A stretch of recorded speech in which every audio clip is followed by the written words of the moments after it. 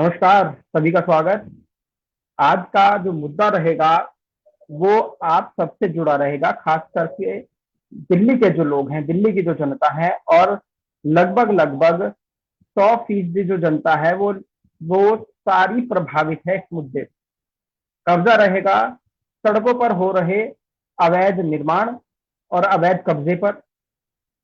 छोटी छोटी गलियों से लेकर दिल्ली की तमाम बड़ी सड़कों पर अवैध कब्जा है आज की डेट में। आज की तारीख में अगर बात की जाए, दिल्ली की सभी सिविक एजेंसियां से लेकर हाई कोर्ट, सुप्रीम कोर्ट तक भी ये मुद्दा उठाया जा चुका है, लेकिन हालात जस के तस बने हुए हैं। सितंबर 2019 में सुप्रीम कोर्ट ने कहा था 15 दिन के अंदर दिल्ली की सभी सड़कें के जो फुटपाथ हैं उन सबको साफ कर दिया जाएगा और लोगों को चलने के लिए एक सुरक्षित जगह दी जाएगी, जो सड़क पर चलने वाले, पैदल चलने वाले जो लोग हैं। लेकिन हालात क्या है वो आप सबके सामने है। समस्या क्या है, आज उस समस्या का हल ढूंढने की हम कोशिश करेंगे और कोशिश करेंगे कि जो जनता है, जो आज हमें लाइव देख रही है, वो अपने सुझाव भी हमें दें और ना केवल हमें दें, उन सभी सिविक एजेंसियों, सब उनके सिविक बॉडीज को दें। दिल्ली सरकार हो, एमसीडी हो, डीजीए हो, या फिर दूसरी जो एनजीटी जैसी संस्थाएं या दूसरी संस्थाएं हो जो सेंट्रल गवर्नमेंट के पास है, उन सबको आप एक सुझाव दें। कैसे? क्योंकि वो तो अब खाली हाथ हैं। आप उनको सुझाव दें कि कैसे आप दिल्ली की सड़कों को, गलियों को आप कैसे उनका एंक्रोचमेंट फ्री कर सकते हैं। उनको एक जितनी उनकी चौड़ाई है, आप उस चौड़ाई को कैसे बरकरार रख सकते हैं। क्योंकि हालत अगर देखी जाए, जो दिल्ली की जो पॉश इलाकों से लेकर एक जो निचले इलाके हैं, अवैध कॉलोनियों का अगर जिक्र भी उसमें कर लिया जाए तो हालात बहुत भयानक हैं। सड़कों की जो स्थिति है वो बहुत भयानक है और इसी अवैध कब्जे की वजह से आए दिन दुर्घटनाएं भी होती रहती है। अगर गली मोहल्लों की बात की जाए तो आए दिन झगड़े भी होते आए हैं। गाड़ी को खड़ी करने से लेकर जो घरों के जो स्लोप हैं, जो सीढ़ियां हैं, अगर उन तक की बात कर ली जाए तो आए दिन झगड़े निकल कर आते हैं गली मोहल्लों में भी। कितनी बड़ी समस्या है, आज इस पर हम बातचीत करेंगे। हमारे साथ आम आदमी पार्टी से भी हमारे मेहमान जुड़ेंगे, संदीप त्यागी। हमारे साथ पीके राघव है, वो भी हमारे साथ जुड़े हुए हैं। लेकिन मुद्दा यही है कि कैसे इस एंक्रोचमेंट को कम किया जाए, कैसे इस एंक्रोचमेंट को हटाया जाए। दिक्कत कहाँ आ रही है? पीके राघव, अगर दिल्ली की अगर बात हम कर लें तो जगह जगह एंक्रोचमेंट है, जगह जगह अवैध कब्जे किए हुए हैं। फुटपाथ हो, गली हो, मोहल्ले हो, सड़कें हो, वीकली बाजार हो, कहीं ना कहीं किसी ना किसी रूप में सड़कों पर कब्जा किया जा रहा है। सरकारी एजेंसियां जो है वो हाथ पे हाथ रखी बैठे, क्योंकि उनको भी मैं सीधा कहना चाहता हूं कि हफ्ता महीना जो भी उनका बंधा हुआ है वो उन तक पहुंचना चाहिए, उसके बाद वो कोई कदम नहीं उठाती। कितनी सच्चाई है बात में? देखिए, आपने बहुत दिल्ली का बहुत सेंसिटिव मुद्दा उठाया है। अगर हम अवैध कब्जे की बात करें, दिल्ली में 95% तकरीबन जितने भी मेन मार्केट या रोड हैं, सब पे अवैध कब्जा है। जबकि इसको लीगली भी कर सकते हैं, उसको सिस्टमेटिकली करें ना चाहें तो सरकार को पैसे भी बहुत इनकम होगी और एक सिस्टम मैनेज होगा। आप जो फुटपाथ तो भूल जाइए कि दिल्ली में कहीं फुटपाथ भी है। मुझे नहीं लगता कि हमने कभी काफी सालों से तो हम देख रहे हैं कि फुटपाथ तो दिल्ली में खत्म हो चुका है। या तो दुकानदारों ने आगे अवैध कब्जा कर लिया है, या ठेली पटरी वालों ने अवैध कब्जा कर लिया है। जो कि खुलेआम कहता हूँ कि पुलिस और एमसीडी और इनकी मिली भगत है, इनका हफ्ता बना हुआ है। हफ्ते इनको पेमेंट जाती है। हम्म। अगर इसको लीगली कर दें, तो इसको एक सिस्टमेटिकली तरीके से कर दें, तो फंड तो सरकार को पहुंचे वो सीधा, ना कि ये दलाली के बीच में खा जाए सारे पैसा। दूसरी बात कि जो ट्रैफिक है, एक्सीडेंटल केस क्या होता है कि पार्किंग की व्यवस्था तो है नहीं दिल्ली की रोडों पे इतना। जहाँ पे दिल्ली की हम्म। पार्किंग व्यवस्था है वहाँ अवैध पार्किंग चल रही है, मुनाफाखोरी चल रही है। उसको क्या कर रहा है, रोड पे ही पार्किंग बना दी गई है, आधे रोडों पे पार्किंग बना दी गई है। उसका पैसा कौन खा रहा है? सरकार को नहीं मिल रहा है उसको पैसा, उसका पैसा तो बीच के हम्म। दलाल खा रहे हैं। पुलिस पुलिस महकमा जो हम्म। बिकाऊ लोग हैं उसमें, जो हफ्ता वसूली करते हैं, एमसीडी से जो कनेक्टेड है। देखिए, सबसे ज्यादा जो रोड है वो एमसीडी के अंडर आता है, और उसके देख सिक्योरिटी सारी दिल्ली पुलिस के अंडर है। दोनों हम्म। विभागों का आप ये देखिए, मिला जुला कॉन्सेप्ट। आप हम्म। किसी चौराहे पे चले जाइए, ऑटो वालों ने और ई रिक्शा वालों ने पूरा रोड घेरा हुआ है। आप एक हम्म। मोटरसाइकिल नहीं निकाल सकते उनके बीच में से। क्यों वो हम्म। क्यों क्यों रोक के खड़े हुए हैं? पुलिस क्यों नहीं करती कुछ? क्योंकि उनका बंदा हफ्ता बंधा हुआ है। भ्रष्टाचार इतनी चरम सीमा पे पहुंच गया है कि एक 80 फुट के रोड पर आपको 20 फुट का रोड खाली नहीं मिल सकता है रोड पे। 10-20 फुट ठेली वाले ले लेंगे, 30 फुट ई रिक्शा वाले ले लेंगे, ऑटो वाले भी कहीं भी जहां मर्जी होता है वहीं खड़े करके सवारी चढ़ाना उतारना कितना रिस्की होता है, ये देखिए ना आप रोड पर। इतना रिस्की होता है कि एक्सीडेंट की संभावना सबसे ज्यादा हो जाती है, क्योंकि जितने ई रिक्शा वाले और ऑटो हैं मैक्सिमम, आपको ये बता दूं, भ्रष्टाचार की वजह से जिन पे लाइसेंस ही नहीं है, जिनको चलाने की ट्रेनिंग ही नहीं है, उनको सड़क सड़क पर परिवहन की जिम्मेदारी दे दी सरकार ने। पता नहीं क्या हो रहा है यहाँ पर दिल्ली में। मुझे लगता है कि दिल्ली को भगवान भरोसे छोड़ रखा है सरकारों ने, जबकि जबकि इसमें करना चाहिए, इनमें सख्त एक्शन लेना चाहिए। आप ये देखिए 12 साल से लेकर और 18 साल के बच्चे आपको इतने ई रिक्शा चलाते हुए मिलेंगे रोडों पर, क्या उनको लाइसेंस है, वैलिड लाइसेंस है उनको? क्या ट्रेनिंग दी गई है उनको ई रिक्शा चलाने के लिए? क्या उन्हें पता है कि राइट कब मुड़ना है, कि लेफ्ट कब मुड़ना है, कि ब्रेक कब लगाना है? सबसे ज्यादा एक्सीडेंट होते हैं आज की डेट में, आप ये देखिए। लोकल जो रोड्स हैं उन पे तो आप पैदल नहीं चल सकते रिक्शा और ऑटो की वजह से, फुटपाथ घेरने की वजह से। आपको पार्किंग की मोटरसाइकिल की जगह नहीं मिल सकती, आप रोड पे खड़े हो जाइए किसी पे, आपको पार्किंग नहीं मिलेगी पूरे रोड पे। क्यों? अवैध कब्जा है। तो ये सरकार और मिली भगत है दिल्ली पुलिस और एमसीडी कर्मचारी की, बहुत बड़ी मिली भगत। इस पे सख्त एक्शन होना चाहिए, इसको सिस्टमेटिकली करा जाए, लाइसेंस प्रोवाइड करें इनके लिए, स्पेस दिया जाए कि आप यहाँ से दाएं बाएं नहीं हो सकते, आपका ये स्पेस है और आप इसी पे अपना वर्क कीजिए। तो ये बहुत जरूरी चलिए है ठीक इसमें है, सख्त एक्शन। बहुत अच्छी बात कही। एक नए सिरे से इस पे एक मॉनिटरिंग कमेटी बने और इस पे ध्यान रखे, जिसको हम सड़क पर चलने की इजाजत दे रहे हैं, जो वाहन लेकर ई रिक्शा चल रहे हैं, बहुत बड़ी संख्या है इनकी। इस पर भी एक मॉनिटरिंग करने के लिए कोई संस्था बने, ताकि इन पर लगाम लगाई जा सके। एक्सीडेंट होते हैं और सबसे बड़ी समस्या ये है कि जो अनट्रेंड जो ड्राइवर होते हैं उनको सड़क पर उतार दिया जाता है। ठीक है, गीता गंगोत्री जी भी हमारे साथ हैं। आप जनता के बीच में रहती हैं, जनता की समस्याएं आप सुनती हैं। कितनी बड़ी समस्या है रोड पर अवैध कब्जे करना, गलियों में अवैध कब्जे करना, फुटपाथ पर अवैध अवैध कब्जे करना, क्योंकि इससे जो त्रस्त है, जो आम जनता है वो बड़ी त्रस्त है। उसको जब चलने के लिए उसको सड़क पर एक वाजिब जगह नहीं मिलती, उसको मेन रोड पर उतर कर चलना पड़ता है, जिससे एक्सीडेंट भी होता है। कितनी बड़ी समस्या है ये अतिक्रमण की जो समस्या है। ये जो अतिक्रमण की समस्या है या अवैध निर्माण की जो समस्या है, ये वाकई बहुत ही बड़ा मुद्दा है, क्योंकि आप देखेंगे कि जो फुटपाथ है, सड़क है, रोड के किनारे भी लोग ऐसे दुकानें लगा लेते हैं कि आदमी का आना जाना बड़ा मुश्किल होता है। अगर कोई अपराधी भाग रहा हो तो पुलिस को पकड़ना भी वो मुश्किल हो जाता है, किसी तरह की वो कार्रवाई नहीं कर सकते। और जब भी एमसीडी के लोग जब जाते हैं, ये या जो भी निकाय के लोग जब जाते हैं, इसके जब हाई कोर्ट या सुप्रीम कोर्ट से ऑर्डर आता है और उसका जब इम्प्लीमेशन करने का वक्त आता है, जब वो जाते हैं तो वो या तो विरोध करते हैं या लेट जाते हैं या फिर बहुत तरीके से इसमें परेशानी आती है। तो हम देखेंगे कि दोनों पक्ष को देखना है, मेरा उन लोगों का भी सुनना है। अंशुल जी, जिनके बीच में रहती हूँ, कहते हैं कि आखिर हम कहाँ लगाए। तो जैसे आप करोल बाग में जो हनुमान जी का जो मंदिर है 108 फीट वाला, वहां के आसपास जो चीजें हाई कोर्ट ने जब कहा कि नहीं ये चीजें जो है ये अतिक्रमण है, अवैध है, सब चीजें, तो उसको जब हटाने की बात आती है, और हम इत्तेफाक से एक बार मैं दिल्ली में ही थी और एमसीडी के लोग आए, जहां मैं खुद भी सामान खरीद रही थी, कुर्ता ले रही थी, तो उनका पूरा सामान भी लेके चली गई। अब वो बेचारे बोले कि वो रोने लगे, बोले मेरा जितना भी सामान था लाखों रुपए का था वो नुकसान हो गया।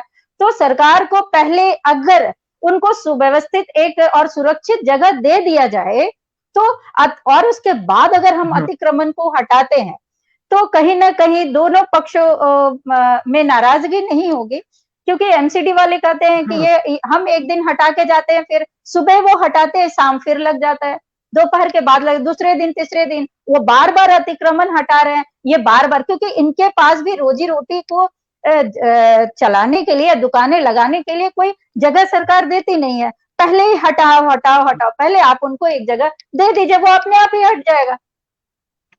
तो दूसरा कि जो अवैध निर्माण वाले जो फ्लैट्स है, सिर्फ अवैध कब्जे में वो सड़क या फुटपाथ ही नहीं है। आप बड़े बड़े बिल्डर्स को देखिए ना, कई महंगे महंगे फ्लैट जो है बना लेते हैं और उसके बाद जो है हमको तो वो बेच के चले जाते हैं। और उसके बाद होता है कि भाई जब उस पे कोई ऐसा मुद्दा उठता है जिसकी वजह से वो पूरा बिल्डिंग या पूरे फ्लैट जिसको कि एक मध्यम वर्गीय व्यक्ति जो है उसको पूरा का पूरा जिंदगी लग जाती है, पूरी जिंदगी की कमाई से वो एक घर खरीद, बहुत जो खुशनसीब लोग हैं वही 2 घर खरीद पाएंगे आज के समय में, तो उनकी पूरी पूंजी चली जाती है। तो पहले ध्यान देना है कि अवैध कब्जे होते कैसे, हम भी तो जागरूक नहीं है। अगर लोगों में जागरूकता फैलाई जाए, जागरूकता का भी कहीं ना कहीं ये मुद्दा है कि लोग जागरूक नहीं है, वो सोचते हैं कि सरकार हमें हटा दे। अगर सरकार आके बताती है या एमसीडी के लोग बताते हैं कि आपके लिए वहां पे जगह सुरक्षित कर रहे हैं, हम कर भी रहे हैं, कर किए नहीं है तो भी एक कहीं ना कहीं उनको आश्वासन मिलता है और ये मुद्दा थोड़ा उतना गंभीर नहीं होगा। दूसरी में मुझे याद है हिमाचल के कसौली में एक होटल के अवैध कब्जे के लिए जब वहां के लोग जब उस होटल को गिराने जाते हैं तो जो अधिकारी जो थी सत्यबाला ना क्या नाम था, उनको सबके सामने वो होटल का मालिक गोली मार देता है। तो ये क्यों होता है? क्योंकि कहीं ना कहीं हम पूरी पूंजी लगा दी होगी उन्होंने भी या हम भी लगा देते हैं। अभी आप नोएडा में सहबरी जो गांव है, सहबरी गांव में जो बिल्डिंगें थी लगातार भरभरा के ढह जाती है, 9 लोग उसमें दब जाते हैं। तो ये मुद्दा कहाँ है? कौन कौन कौन इसके लिए दोषी है? क्या सिर्फ बिल्डर दोषी है? हम भी दोषी है। हम दोषी है कि जब हम जगह पे जा रहे हैं, जहां भी दुकान लगा रहे हैं, जो बिल्डिंग खरीद रहे हैं, जो होटल खरीद रहे हैं, जो जमीन खरीद रहे हैं, उसकी हम निगरानी नहीं करते, हम उसके नक्शे नहीं मांगते। नक्शे अगर फर्जी है, नहीं है, हम प्राधिकरण के ऑफिस में नहीं जाके उसको मतलब कि जैसे मिलान नहीं करते नक्शे का कि हाँ भाई वो नक्शा सही है नहीं है। अगर किसी बिल्डर ने अगर हमें फ्लैट दिखाया है तो हम पता नहीं करते कि क्या उसके बेसमेंट, उसका जो बेसमेंट है वो वाटरप्रूफ है, क्या उसमें पानी नहीं, क्योंकि अगर कहीं ना कहीं पानी भरेगा तो वो अवैध घोषित हो जाएगा। उसके बाद है कि आप जो लोन ले रहे हैं, बेशक आप लोन नहीं लीजिए, लेकिन जब आप लोन ले रहे हैं किसी भी दुकान के लिए, मकान के लिए, फ्लैट के लिए, होटल के लिए, तो आप कम से कम पता कीजिए कि कौन कौन से लोग लोन देने से मना कर रहे। अगर लोन देने, बेशक आपको नहीं लेना, फिर भी आप पता कीजिए। अगर आपको ये पता चल जाता है कि किसी भी बैंक ने लोन देने से मना किया है तो उससे कारण पूछिए कि क्यों मना किया है भाई। फिर जब कारण आपको पता चलता है तो उसके तह तक आप जाइए। अगर हम कुछ चीजों को ध्यान में रखेंगे अंशुल जी, तो वाकई हम भी ये एक सिर्फ सरकार का मुद्दा नहीं है, ये हमारा है। कई लोग आ जा रहे हैं रोड पे लाखों लाख रुपए का बिल्डिंग खरीद के, फ्लैट खरीद के। लेकिन गीता जी, अगर बात की जाए अवैध कब्जे की, जो लोग अपनी जो दुकानें लगा लेते हैं फुटपाथ पे, जो पान के खोखे लगा लेते हैं, तमाम तरह की जो चीजें होती है, दूसरी चीजें हैं, उनका देखिए उनसे रोजगार भी तो उनको मिल रहा है ना। अगर आप सरकारें जो रोजगार देने में आप उनको सक्षम है तो वो क्यों सड़क पर, फुटपाथ पे ये सब चीजें करेंगे? बिल्कुल बिल्कुल बिल्कुल बिल्कुल बिल्कुल गलत, लोगों को जागरूक होना चाहिए, लेकिन लोगों के पास ऑप्शन क्या है? अगर हाल फिलहाल की स्थिति देखी जाए तो दिल्ली में आज भी सीलिंग चालू है, एमसीडी आज भी सीलिंग कर रही है दिल्ली, अवैध जो कब्जे हैं करा रही है। लेकिन कोरोना काल चल रहा है दिल्ली में, एक पैंडेमिक सिचुएशन है पूरे देश में, उस बीच में आप इतना बड़ा स्टेप उठा रहे हैं। क्या लोगों की जो मूलभूत समस्याएं हैं, क्या उनको ध्यान में रखकर वो सब चीजें की जा रही है?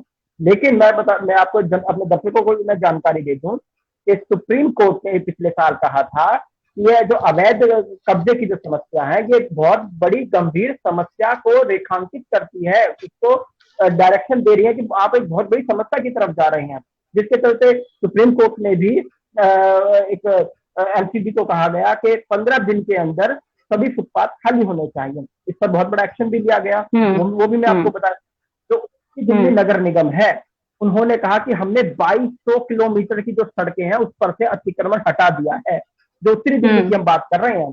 लेकिन उन्होंने कहा कि हमने 844 किलोमीटर, 811 किलोमीटर और 601 किलोमीटर की सड़कों को, जिसमें फुटपाथ भी शामिल है, मेन रोड भी शामिल है, गली मोहल्ले भी शामिल है, हमने इतनी सड़कों को कब्जा मुक्त कर दिया, अतिक्रमण मुक्त कर दिया।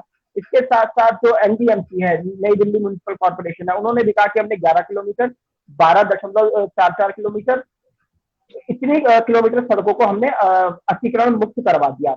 लेकिन उसके बाद भी जो समस्या है, दिल्ली का जो इलाका है, जो ईस्ट दिल्ली एमसीडी आता है, जो बिल्कुल जो पूर्वी दिल्ली पार का जो इलाका आता है, वहां पे जो पूर्वी दिल्ली का जो इलाका आता है, वहां पे समस्या अति गंभीर है। ये वहां पे ना तो सुप्रीम कोर्ट के ऑर्डर की कोई इम्प्लीमेंट देखने को मिला हमें। आज भी जहां पर मेरा खुद घर है, मैं जब जहां से निकल कर आता हूँ, वहां पर भी स्थिति जो है वो बेहद गंभीर है।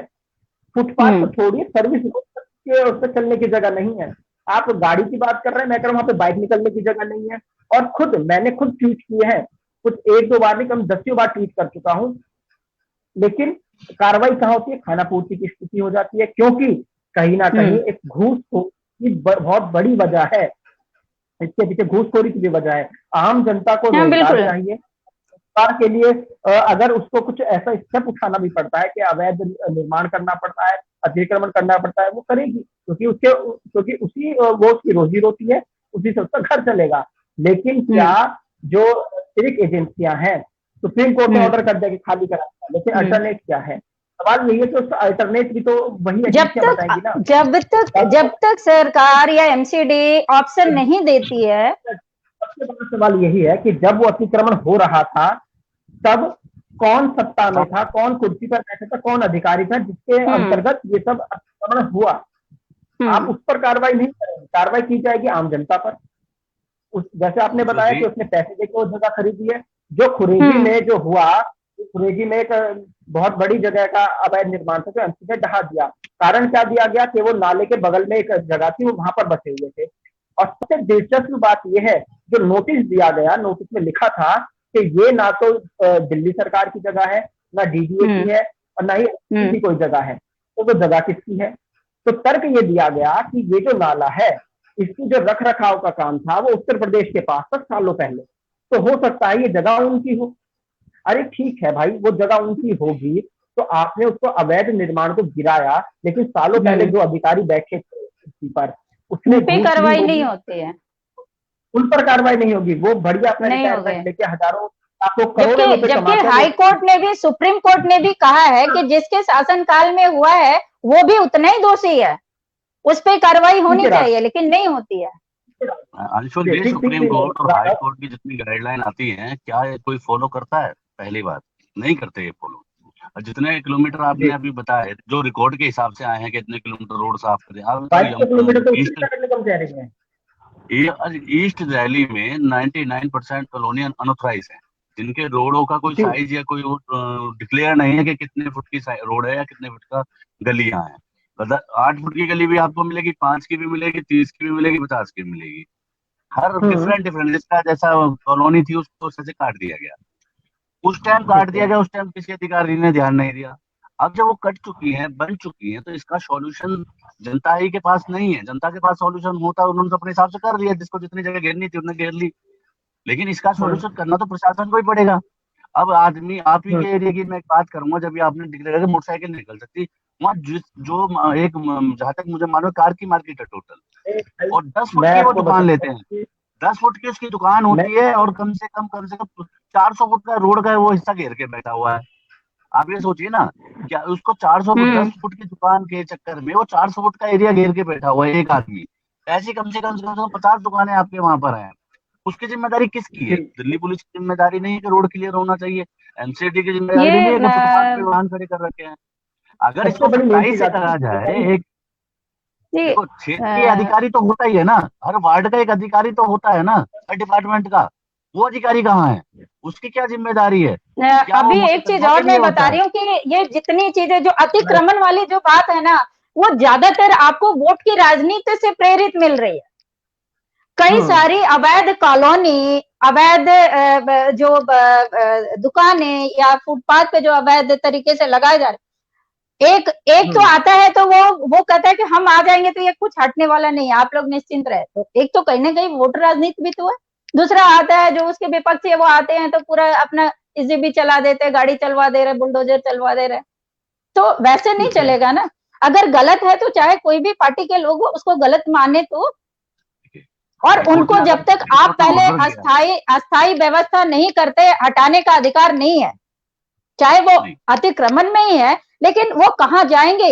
हम तो सामाजिक कार्यकर्ता है, तो हम तो उनका साथ देना हमारा मजबूरी बनता है। हम उनके आंखों में कैसे आंसू देख सकते हैं, जबकि दोषी कोई और है। लेगी इन सब चीजों पर, उस पर भी उसकी जो रिपोर्ट थी उसको भी हम आपको बता दें। उन्होंने कहा कि भाई इस पर इसकी जो जिम्मेदारी है, जो अवैध कब्जे हो रहे हैं, अतिक्रमण हो रहा है, इसकी जिम्मेदारी सिर्फ और सिर्फ जो है वो एमसीडी की है, दिल्ली सरकार की है, और दूसरी सिविक बॉडीज हैं उनकी है। वो सीधा सीधा ब्लेम कर रहे हैं कि भाई अतिक्रमण हटना चाहिए, और जिस किसी के अंतर्गत वो क्षेत्र आता है, वो इलाका आता है, उसको कार्रवाई करनी चाहिए। अब सुप्रीम कोर्ट ने जबकि 15 दिन का टाइम दिया था, तो आपको लगता है कि 15 दिन के बाद वो 1 साल होने को आया, सितंबर में 2019 में उन्होंने कहा था कि 15 दिन का हम समय देते हैं, सुप्रीम कोर्ट ने कहा था। लेकिन सुप्रीम कोर्ट की आदेश को कितना इम्प्लीमेंट किया गया, देखिए इम्प्लीमेंट तो वही बॉडी करेंगे ना, जैसे एमसीडी है, डीडी है, तमाम जो दूसरी एजेंसीज हैं वही फॉलो करेंगे ना। आपको लगता है कि धरातल पे वो फॉलो हो पाएगा? इम्प्लीमेंट की बात अगर बात करें ना, प्रशासन इतना भ्रष्ट है कि अगर किसी ने 4 फुट की जगह बेचारे ने पान बीड़ी की दुकान की लगाई होगी ना, तो उसे तो उठा के फेंक आएंगे, लेकिन जिसने 400 गज का एरिया रोड पे घेर रखा होगा उसको कुछ नहीं कहेंगे। ये है इम्प्लीमेंटेशन इनका। इनका इम्प्लीमेंटेशन हुआ है 2 वक्त की रोटी, जो 2 वक्त की रोटी मुझे हमारा होगा ना, उसको तो उड़ाड़े आएंगे 2 सेकंड के अंदर, लेकिन जो पूरा रोड घेर के बैठे हैं उनको हाथ भी नहीं लगाएंगे, नोटिस तक नहीं भेजेंगे उनको। ये है इम्प्लीमेंटेशन इनका, कोई इम्प्लीमेंटेशन नहीं है इनका। जो मरकज है, जो जमातियों का जो मरकज हुआ निजामुद्दीन की अगर हम बात करें, तो वहां पर एक 200 गज का प्लॉट जो है, वो 200 गज का प्लॉट होता है, उस पर इजाजत दी जाती है कि आप इस पर 15 मीटर की बिल्डिंग बना सकते हैं, ठीक है। उस पर निर्माण कितना किया जाता है? 25 मीटर का, 7 मंजिल का है वो, 7 मंजिल ऊपर है और 2 मंजिल नीचे बेसमेंट है, उसको निर्माण किया जाता है, उस पर कोई कार्रवाई नहीं की जाती। क्यों? देखिए ये नेताओं का हाथ है ना उनके पास, आपको लगता है कि वहां उनका वोटर है, वहां पे एक विशेष कम्युनिटी का एक वोटर बैठा है ना अंशुल जी। अगर आप एक फ्लोर बना 50 का, तो आपको लेंटर डालना मुश्किल हो जाएगा। राघव जी, आपने कहा एक पान का खोखा लगा दे 4x4 का, उस पर आप उठा के उसको सीधा टेम्पू में डालते हैं और 4 झापड़ उसको मारते हैं, उसकी थैली बेचारी की पलट दी जाती है, फलों की थैली, और उसको सीधा टेम्पू में डाल दिया जाता है। दिल्ली में 9 मंजिला की इमारत खड़ी है, दो बेसमेंट है, 7 मंजिल ऊंची है, तमाम उस पर कंट्रोवर्सी हुई है कोरोना काल में, लेकिन कोई कार्रवाई नहीं हुई। तो क्या दोहरा मापदंड नहीं है? क्या आप ये कह सकते हैं क्या एजेंसी है, क्या वो बिकी नहीं है? बिना एजेंसी, एक बात बताइए, बिना डिपार्टमेंट के 7 मंजिला मकान बना सकते हैं क्या? आप 2 मंजिल नहीं बना सकते अपने क्षेत्र में? 7 मंजिल मकान बनाने के लिए कोई आसान बात नहीं है। आप अपने इलाके में ठीक हो सकते, आप मकान बनाने की बात तो छोड़िए। तो ये जो अवैध कब्जे हो रहे हैं, इसके पीछे जवाबदेही किसकी है? क्योंकि सुप्रीम कोर्ट तो कह कहते थक चुका है भाई। उसने 15 दिन का टाइम दिया, उसने एक मॉनिटरिंग कमेटी भी बनाई, उसके अध्यक्ष भी नियुक्त किए गए, एक एसटीएफ संस्था भी बनाई कि जो उस पर कार्रवाई करेगी। लेकिन हुआ क्या? हालात तो जस के तस है। आप एमसीडी के पास जाइए, एमसीडी का पहले रोना रोता है कि हमारे पास पैसे नहीं है, पैसे नहीं है। अरे आपको एक्शन लेने के लिए कौन से पैसे की जरूरत है? और पैसा देती है तो दिल्ली सरकार वो कहती है कि हमने पैसा दे दिया, एमसीडी का मेरे पास पैसा नहीं है। लेकिन किस कौन रहा है? आम जनता। डीजल फूकता है गाड़ियों का, बाइकों का, पेट्रोल फूकता है बाइकों का, वो जनता का फूकता है। टाइम बर्बाद होता है, जनता का होता है। नेताओं को अपने घर बैठे मलाई आ जाती है, क्योंकि जो मार्केट बसी हुई है, जो मार्केट जमी हुई है, वहां पे अतिक्रमण जो किया हुआ है, उसका हफ्ता महीना उनके घर तक पहुंच रहा है।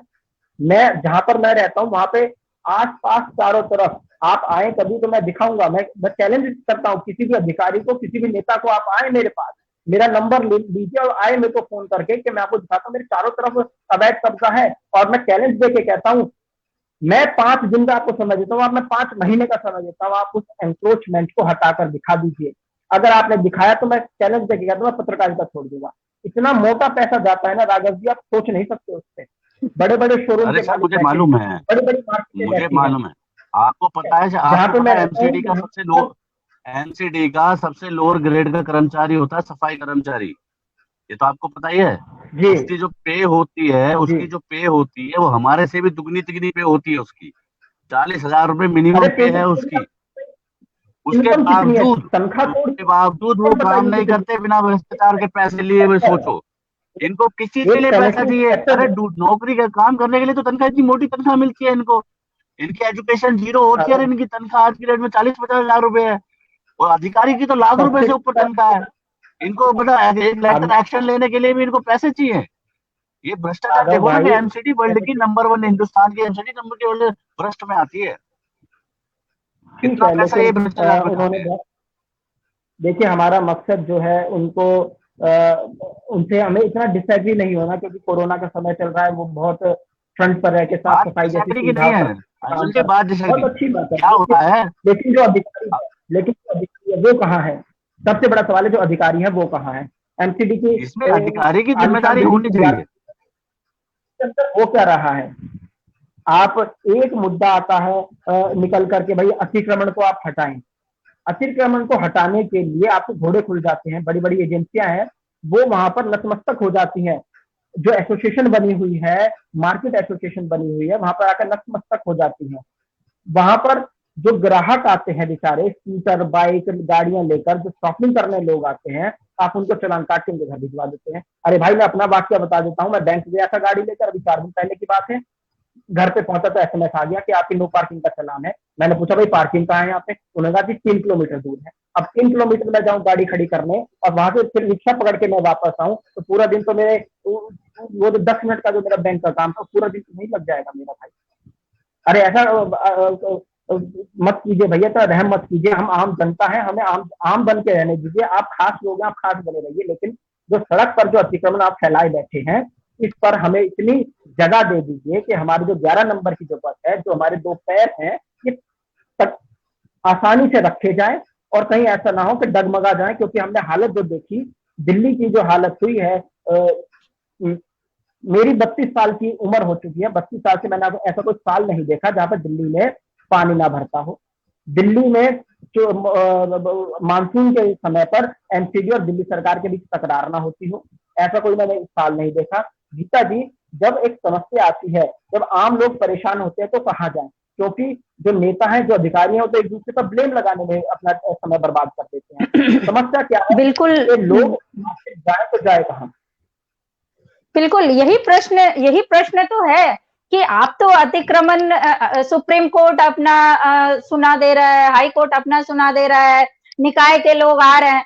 अतिक्रमण हटाना बुरा नहीं है, हटना चाहिए, मैं पक्षधर हूं, लेकिन जिस तरीके से पुलिस आती है, उनका सामान उठा के ले जा रहे हैं, एमसीडी वाले ठेले पलट रहे हैं, उसका मैं सख्त विरोध करती हूँ। क्योंकि मैं उन लोगों का, पहले आप जब तक व्यवस्था नहीं करते, उनको अस्थायी जगह नहीं दे रहे हैं, तब तक आप नहीं हटा सकते।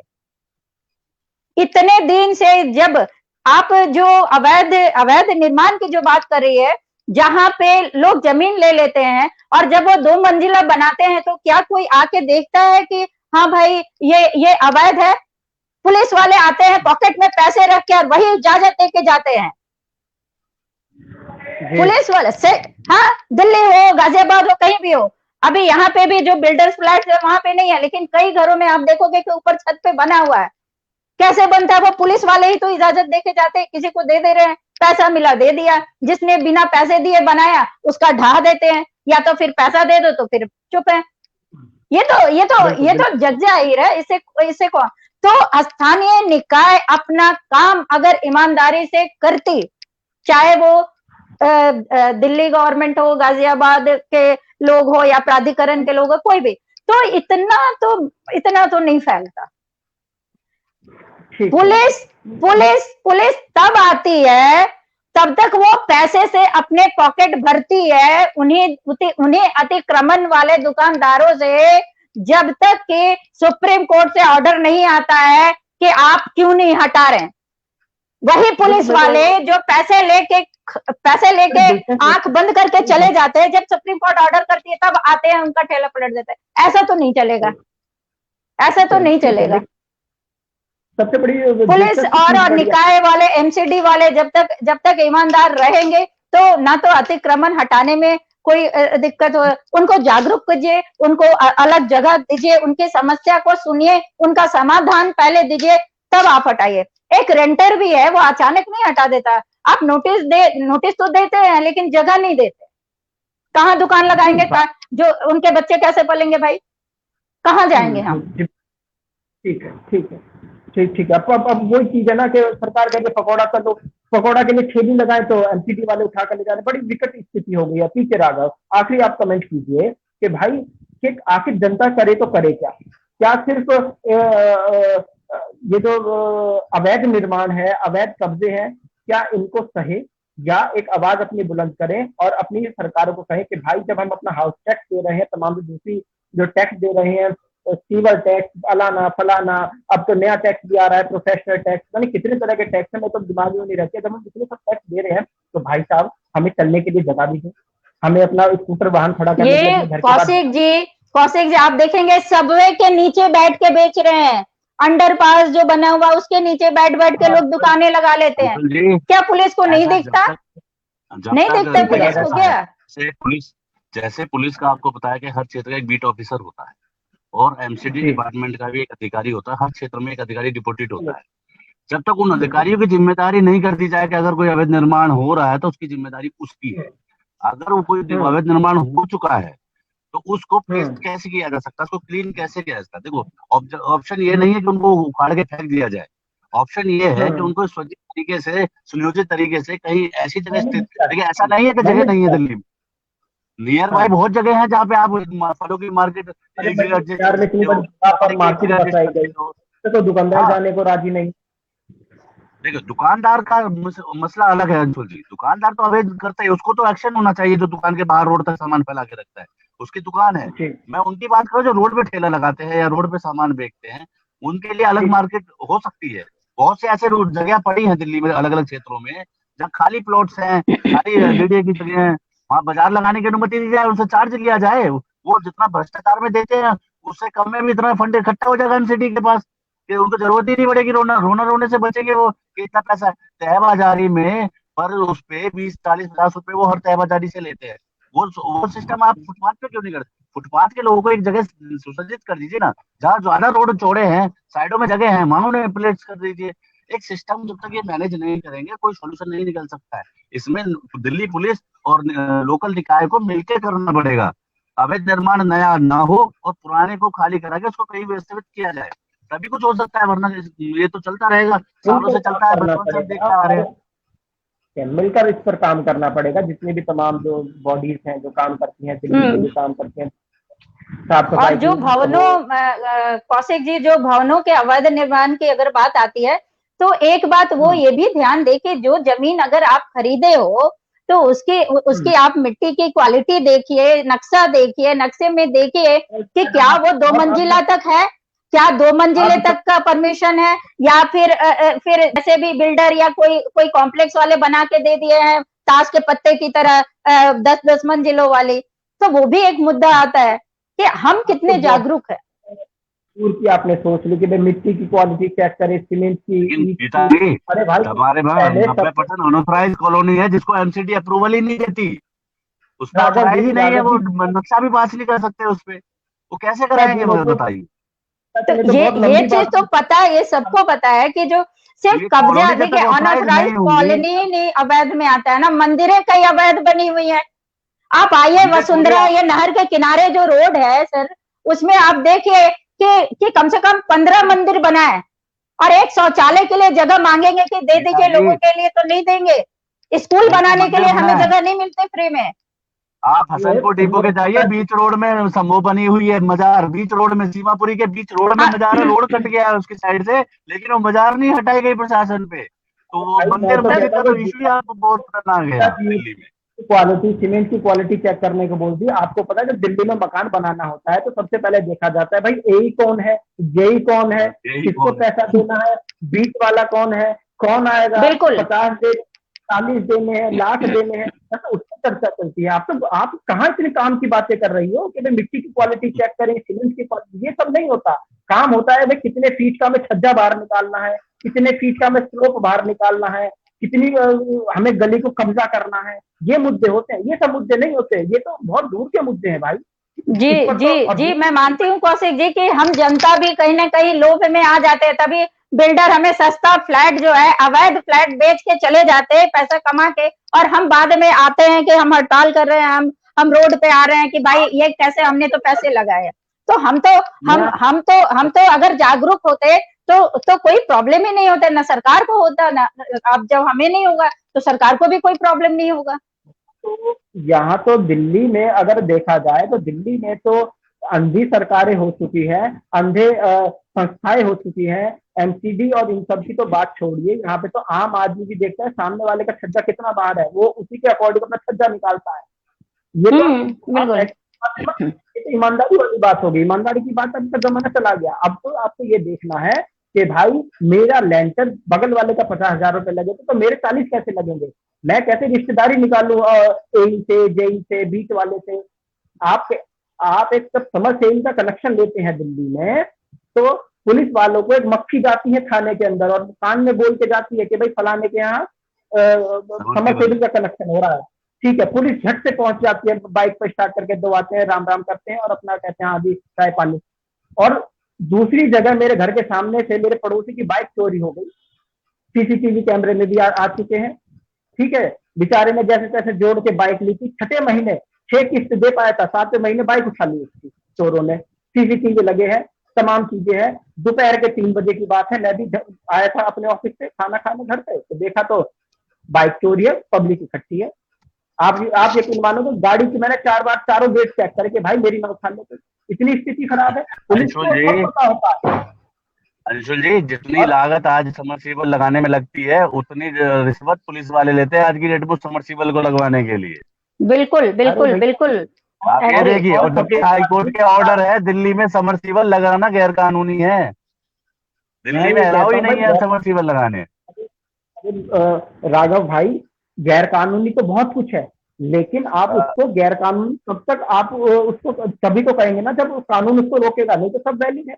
आप 50,000 रुपए दीजिए, आप अपना मकान बनवाइए, लाइए, खुला रेट है। तो है, भ्रष्टाचार का लेवल इतना दिल्ली में इतना हाई हो चुका है कि आपको कोई काम कराना पैसे खर्च करो, अगर आप पे पैसे नहीं है तो आपका काम भी नहीं हो सकता। कोई बिल्डर लॉबी इतनी मजबूत हो चुकी है। आपको मैं एक चीज बताता हूँ, आप मेरे इलाके में आइए, मैं हक से कहता हूँ कि मैं अनऑथराइज कॉलोनी में रहता हूँ दिल्ली की, मैं हक से कहता हूँ, क्योंकि 15-15 साले कहते हैं भाई विकास की सरकार रही, शीला की सरकार रही, फिर 10 साल से केजरीवाल साहब की सरकार है, मैं फिर भी हक से कहता हूँ कि मैं दिल्ली की अनऑथराइज कॉलोनी में रहता हूँ। और मैं आज आपको बताता हूँ, बड़ी दिलचस्प चीज है, मेरे मकान 2 मकान छोड़ के घर है, वहां पे उसकी रजिस्ट्री हो चुकी है। मैं बड़ा हैरान हूँ भाई कि भाई जब हम अनऑथराइज कॉलोनी में रह रहे हैं तो आपके मकान की रजिस्ट्री कैसे हो गई भाई? कहते हैं सब जुगाड़। भी आपको बताता हूँ, आप अनऑथराइज कॉलोनी की रजिस्ट्री करवा सकते हैं, सिवाय कुछ गड्डी अंदर जाएंगी दूसरे रास्ते से। काम दिल्ली में सारे होते, वही बता रहा हूँ मैं, भ्रष्टाचार उस लेवल तक है।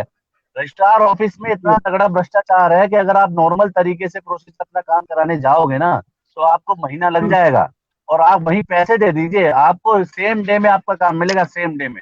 आप ये सोचिए, भ्रष्टाचार का लेवल इतना हाई हो चुका है। आपकी फाइलों में इतनी कमियां निकाल देंगे, अगर कोई फाइल आप किसी भी तरीके की प्रोसेस में डाल रहे हो कि आप पूर्ति नहीं कर पाओगे, उसके लिए आपको 10 दिन छुट्टी करनी पड़ेगी, 10 आपको चक्कर लगाने पड़ेंगे। अगर आप पैसे दे दोगे तो आपका सेम डे में करेक्शन भी वही करके दे देंगे। लेकिन बड़े लेवल पर भ्रष्टाचार हो गया है। उम्मीद हमें यही है कि आने वाले समय में व्यवस्थाएं सुधरेंगी, क्योंकि अभी तो हालांकि कोरोना का समय चल रहा है, लेकिन उम्मीद की जा रही है कि दिल्ली में व्यवस्थाएं सुधरेंगी। एक ही तरीका है, जब तक उस किसी भी कार्य की जिम्मेदारी उसके लोकल अधिकारी की नहीं होगी जिम्मेदारी, और जब तक उस पर एक्शन नहीं होगा, ये कार्रवाई रुकने वाली नहीं। लेकिन मैं भी अगर कोरोना काल में जैसे गाजियाबाद के गांव के अवैध कॉलोनी को खाली करा दिया गया या उनको रोड पे ला रहे हैं, तो इसके हक में मैं नहीं हूँ। ये वो कहाँ सुरक्षित रखने का जब वक्त आया तो आप उनको और बीमारी की तरफ धकेल रहे हो।